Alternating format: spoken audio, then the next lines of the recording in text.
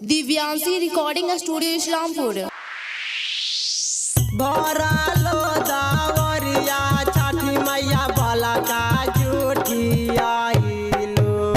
DJ Kanchan Raj दावरिया Chhathi Maiya बाला का झूठी आइलो।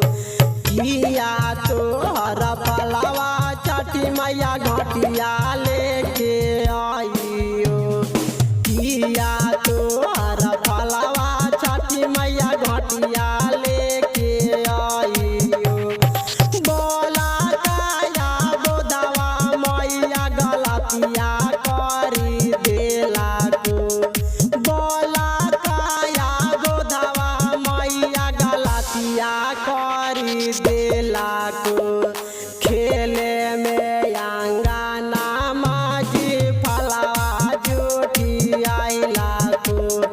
खेले में अंगना माजी फलावा झूठी आइला को।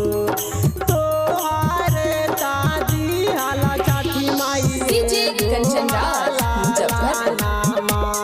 डीजे कंचन राज मुजफ्फरपुर। हाला छठी माई एगो हाला लानामा। तीना साला उमरिया में रहलाई ना गियानामा। तीना साला उमरिया में ना रहलाई गियानामा। जेतना जुटा तो छठी मैया करबो हम पूजा नामा। जेतना जुटा तो छठी मैया करबो हम पूजा नामा। हरा साला कोसिया भरबो अपनाया गानामा। हरा साला कोसिया भरबो अपनाया गानामा। तनी सामे एतना भारी कर देला को गलतिया। तनी सामे एतना भारी कर देला को गलतिया।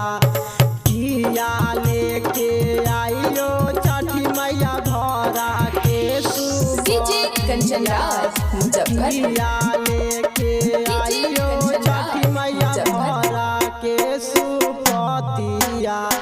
नया नया फलवा छठी मैया सैया से मंगाइबो। नया नया फलवा छठी मैया सैया से मंगाइबो। भरा के